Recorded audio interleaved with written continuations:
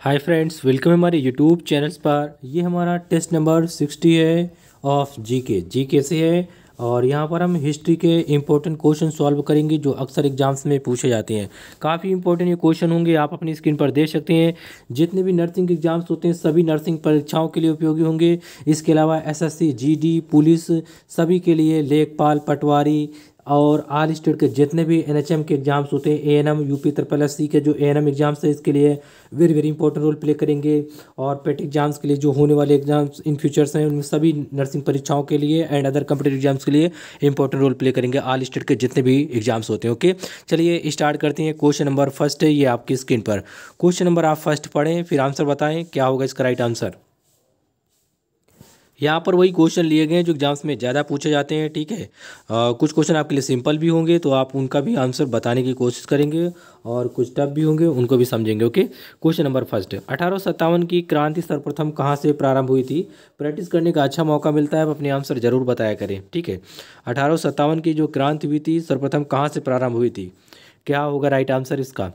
Comment करिए आप जो भी राइट आंसर हो। ऑप्शन सी इसका राइट आंसर होगा। क्या ऑप्शन सी इसका राइट आंसर होगा?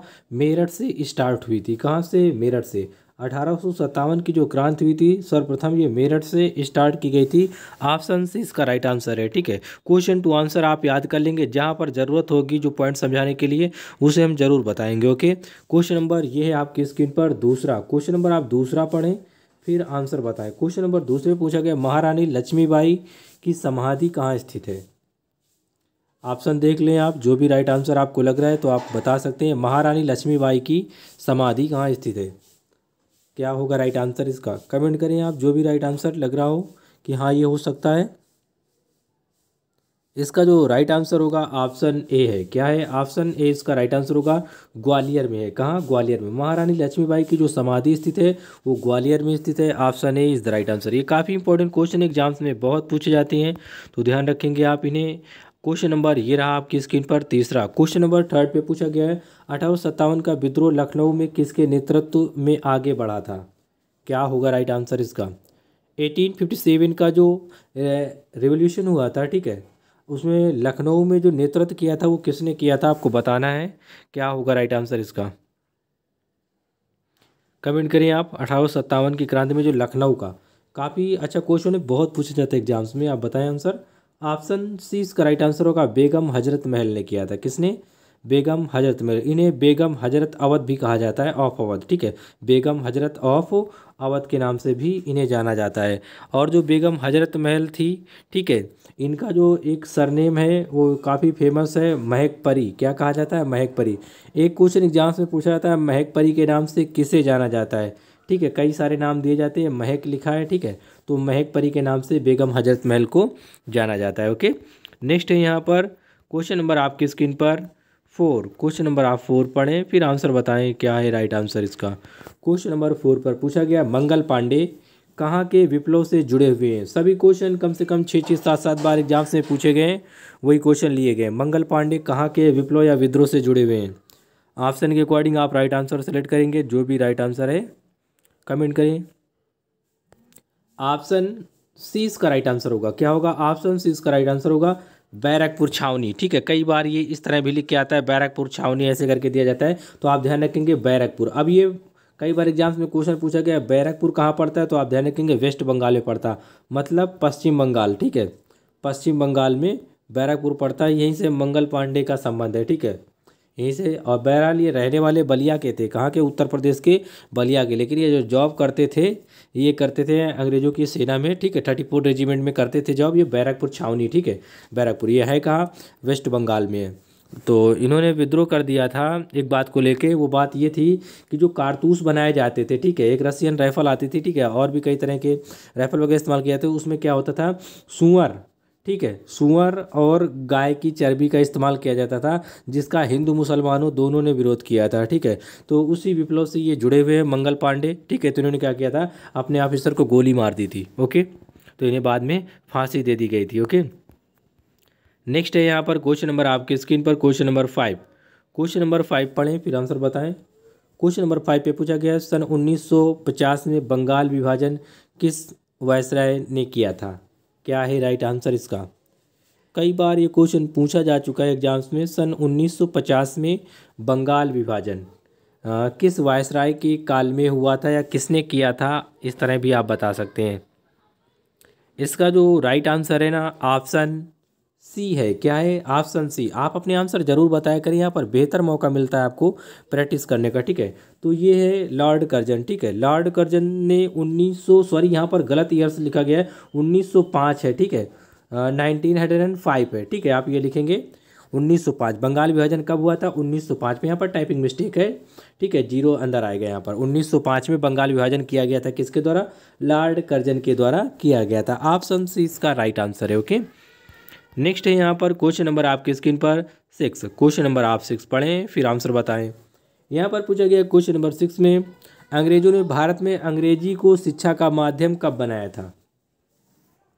ये क्वेश्चन एग्जाम्स में बहुत बार पूछा जा चुका है। नर्सिंग एग्जाम्स में पूछा गया है और भी बहुत एग्जाम्स में पूछा गया है। हाल ही के अभी नर्सिंग एग्जाम्स में पूछा गया था क्वेश्चन, अंग्रेजों ने भारत में अंग्रेजी को शिक्षा का माध्यम कब बनाया था? ईयर पूछा गया था, ठीक है। सेम क्वेश्चन लिया गया है और भी ये क्वेश्चन कई बार सेम टू सेम उठाया जा चुका है अदर परीक्षाओं में, ठीक है। तो अंग्रेजी को शिक्षा का माध्यम बनाया था, ऑप्शन राइट आंसर होगा ऑप्शन बी। क्या होगा? 1835 में, 1835 में अंग्रेजों ने भारत में अंग्रेजी को शिक्षा का माध्यम बनाया था, इसलिए ऑप्शन 20 का राइट आंसर होगा 1835 में। ओके, जो भी पॉइंट हैं उन्हें भी हम समझेंगे, ठीक है। यहाँ पर पॉइंट के रूप में आपको समझाया गया है और दिया भी गया है, यहाँ पर देख सकते हैं आप अपनी स्क्रीन पर। भारत में आधुनिक शिक्षा प्रणाली की नींव 1835 के लॉर्ड मैकाले के स्मरण पत्र से जुड़ी हुई है, ठीक है। किसके स्मरण पत्र से? लॉर्ड मैकाले के स्मरण पत्र से। भारत में आधुनिक शिक्षा प्रणाली, ठीक है। ये भी जब क्वेश्चन इस तरह भी पूछा जाता है, आधुनिक शिक्षा प्रणाली की जो नींव थी वो भी 1835 में पड़ी थी, लॉर्ड मैकाले के स्मरण पत्र से जुड़ी है, ठीक है। अंग्रेजी शिक्षा का भी प्रसार भी इसी ईआरसीसी में इंक्लूडेड है, ठीक है। तो लॉर्ड मैकाले के काल में ये सिफारिश की गई थी या इन्हीं के स्मरण पत्र से समझा जाता है। ओके, नेक्स्ट है यहाँ पर क्वेश्चन आपकी स्क्रीन पर क्वेश्चन नंबर 7। क्वेश्चन नंबर आप 7 पढ़ें फिर आंसर बताएं। एशियाटिक सोसाइटी ऑफ बंगाल के संस्थापक थे, कौन थे? काफ़ी अच्छा क्वेश्चन है और कई बार एग्जाम्स में पूछा जाता है ये question. Asiatic Society of Bengal के संस्थापक थे, तो आपको बताना है कौन थे। इसका जो राइट आंसर होगा ऑप्शन 20 का राइट आंसर होगा सर विलियम जोन्स थे। कौन थे? सर विलियम जोन्स, ठीक है। तो ऑप्शन 20 का राइट आंसर, ये ध्यान रखना। कभी कभी इतना ही लिखा जाता है एशियाटिक सोसाइटी के संस्थापक थे, ठीक है। तो सर विलियम जोन्स थे। ये अभी हाल ही के एग्जाम्स में पूछा गया था, अभी कुछ दिन पहले ही, ठीक है। पब्लिक सर्विस कमीशन के और भी कई एग्जाम्स में पूछा जा चुका है। ऑप्शन 20 का राइट आंसर होगा। नेक्स्ट है यहाँ पर क्वेश्चन नंबर 8। क्वेश्चन नंबर 8 पर पूछा गया भारतीय राष्ट्रीय कांग्रेस की प्रथम भारतीय महिला अध्यक्ष कौन थी? क्या होगा राइट आंसर? यहाँ पर पूछा गया भारतीय महिला अध्यक्ष, ठीक है। INA इंडियन नेशनल कांग्रेस, ठीक है, sorry INC Indian national Congress की प्रथम पहली भारतीय महिला अध्यक्ष कौन थी? ऑप्शन के अकॉर्डिंग आपको राइट आंसर बताना है, ठीक है। और ये सभी थी, लेकिन आपको यहाँ पर बताना है कि प्रथम भारतीय महिला अध्यक्ष कौन थी। ऑप्शन ए इसका राइट आंसर होगा। क्या होगा? ऑप्शन ए सरोजिनी नायडू, ठीक है। सरोजिनी नायडू ये भारतीय थी पहली, ठीक है, जो प्रथम भारतीय महिला थी, जो कांग्रेस की पहली महिला अध्यक्ष थी 1925 में। कब बनी थी? 1925 में। कहाँ पर? कानपुर, ठीक है, कानपुर उत्तर प्रदेश में, ठीक है। यहाँ पर ये पहली भारतीय महिला नियुक्त की गई थी या बनी थी, ठीक है। अब यहाँ पर 1-2 पॉइंट लिखे गए, इन्हें आप समझ लें। अब एनी बेसेंट के बारे में बताया गया है। एनी बेसेंट 1917 लिखा है, ठीक है। 1917 कोलकाता में कांग्रेस की प्रथम महिला अध्यक्ष थी, लेकिन ये भारतीय नहीं थी, बात ये है, ठीक है। कई बार एग्जाम्स में यही क्वेश्चन पूछा जाता है। सरोजिनी नायडू कानपुर में कब भारतीय राष्ट्रीय कांग्रेस की प्रथम महिला अध्यक्ष बनी थी? तो ध्यान रखना 1925 में बनी थी, ठीक है। कहाँ बनी थी? तो ये पॉइंट ध्यान रखोगे, कानपुर में बनी थी, ठीक है। कहाँ? कानपुर में। तो इन दोनों क्वेश्चनों में यही डिफरेंस है कि ये भारतीय नहीं थी, लेकिन ये सबसे पहले, अगर क्वेश्चन में ऐसा पूछा जाता कांग्रेस की प्रथम महिला अध्यक्ष कौन थी, ठीक है, तब हम बताते एनी बेसेंट थी। कौन? Annie Besant. कब बनी थी? 1917 में ये बनी थी, ठीक है। जब भारतीय वर्ड लग जाएगा तो हम बताएंगे आंसर में सरोजिनी नायडू को, ठीक है। सरोजिनी नायडू को बताएंगे 1925 में। कहाँ बनी थी? कानपुर में बनी थी, ओके। तो ये इतना डिफरेंस है। ये एग्जाम्स में क्वेश्चन कई बार पूछा जा चुका है, तो इस क्वेश्चन में थोड़ा फोकस करना, ठीक है। एनी बेसेंट 1917 में कोलकाता में बनी थी। एनी बेसेंट कहाँ बनी थी? कोलकाता में। 1917 में पहली महिला अध्यक्ष कौन थी? Annie Besant. और प्रथम भारतीय भारतीय मतलब इंडियंस, ठीक है, इंडियंस थी, भारतीय थी सरोजिनी नायडू, ठीक है, और ये महिला अध्यक्ष थी, लेकिन ये फॉरेनर थी। ओके, नेक्स्ट है क्वेश्चन नंबर आपकी स्क्रीन पर, क्वेश्चन नंबर 9। क्वेश्चन नंबर 9 पर पूछा गया भारतीय राष्ट्रीय कांग्रेस का प्रथम अधिवेशन कहाँ हुआ था? क्या होगा राइट आंसर इसका, कमेंट करें आप। भारतीय राष्ट्रीय कांग्रेस का प्रथम अधिवेशन कहाँ हुआ था? इसका जो राइट आंसर होगा ऑप्शन ए होगा मुंबई में। कहाँ हुआ था? मुंबई में हुआ था। कब हुआ था? 1885 में, 1885 में हुआ था। भारतीय राष्ट्रीय कांग्रेस का प्रथम अधिवेशन जो कॉन्फ्रेंस हुई थी वो मुंबई में हुई थी, दूसरी कोलकाता में हुई थी 1986 में, ठीक है। ये एक एक साल के अंतराल में होती थी, ठीक है, एक साल के अंतराल में होती थी। यहाँ पर देख सकते हैं भारतीय राष्ट्रीय कांग्रेस की स्थापना भी कब हुई थी? 1885 में हुई थी। ओके, 1885 में भी इंडियन नेशनल कांग्रेस की स्थापना हुई थी, एस्टेब्लिशमेंट हुआ था, और कहाँ हुआ था? मुंबई में। ओके, अब नेक्स्ट है क्वेश्चन नंबर स्क्रीन पर आपकी, क्वेश्चन नंबर 10। क्वेश्चन नंबर 10 पर पूछा गया भगत सिंह, सॉरी यहाँ पर कामा लगाया जाएगा, भगत सिंह, राजगुरु, सुखदेव को कब फांसी दी गई थी? यहाँ पर सिलेक्ट करें जो भी राइट आंसर आपको लग रहा है। ये बहुत अच्छा क्वेश्चन है, कई बार एग्जाम्स में पूछा जा चुका है। भगत सिंह कामा राजगुरु सुखदेव, आपको पता ही होगा, एक क्रांतिकारी थे, ठीक है, अपने देश के। तो आपको यहाँ पर राइट आंसर सिलेक्ट करना है। भगत सिंह कामा राजगुरु सुखदेव को फांसी कब दी गई थी? एक ही साथ दी गई थी इन लोगों को फांसी। ऑप्शन ए इसका राइट आंसर होगा। क्या? 23 मार्च 1931 को। कब दी गई थी? 23 मार्च, 23 मार्च, और ईयर क्या था? 1931 था, ठीक है। 23 मार्च 1931 को भगत सिंह, राजगुरु, सुखदेव को फांसी दी गई थी। तो ऑप्शन ए इसका राइट आंसर है। एक क्वेश्चन एयरफोर्स में पूछा गया था, और भी पब्लिक सर्विस कमीशन में पूछा जा चुका है, और भी कई एग्जाम्स में पूछा गया था कि शहीद दिवस कब मनाया जाता है, ठीक है। तो 23 मार्च को शहीद दिवस मनाया जाता है। कब मनाया जाता है? 23 मार्च को। एक शहीद दिवस और मनाया जाता है जो महात्मा गांधी की याद में मनाया जाता है, ठीक है। जब महात्मा गांधी की नाथूराम गोडसे ने हत्या की थी, वो डेट कौन सी होती है? वो 30 जनवरी होती है।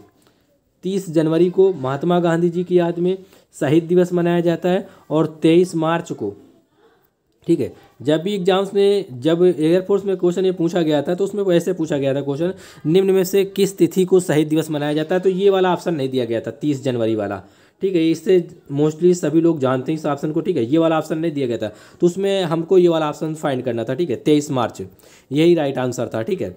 तो 23 मार्च को शहीद दिवस मनाया जाता है, और जब 23 मार्च मतलब ना दिया होगा तो 30 जनवरी दिया होगा, ठीक है। तो ध्यान रखना, दोनों में शहीद दिवस मनाया जाता है। ओके, ये 23 मार्च 1931 इसी तिथि को क्या हुआ था?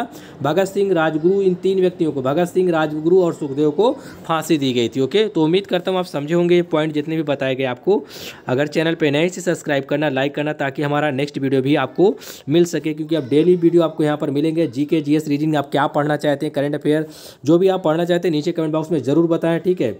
और एडवाइस करते रहें समय समय पर जो भी आप पढ़ना चाहते हैं। बाकी हम अकॉर्डिंग टू एग्जाम्स, जैसा आपके एग्जाम्स में पूछे जाते हैं, जिस सेक्टर से ज़्यादा क्वेश्चन पूछे जाते हैं, हम उस सेक्टर को जरूर आपको पढ़ाते रहेंगे। ओके, ये दोनों चैनल से आप रेफर्स कर लें, ठीक है। जीके, जीएस, रीजनिंग के लिए यहाँ पर, और नर्सिंग वहाँ से A to Z आपका पूरा पेपर कंप्लीट हो जाएगा, ठीक है। जितना भी डाटा होता है 100% ये क्लियर डाटा होता है, और 100% सही डाटा होता है, ठीक है। आप इसमें कॉन्फिडेंस के साथ जब भी आंसर मार्क करेंगे, सेम टू सेम आपको ये ऑप्शन भी मिलेंगे, क्योंकि हम उन क्वेश्चनों को अधिकतर रखते हैं जो एग्जाम्स में ज़्यादा पूछे जाते हैं। ओके, तो चलते हैं, हम जल्दी मिलेंगे आपसे नेक्स्ट वीडियो में। Thanks for watching friend, thank you, bye bye, take cares.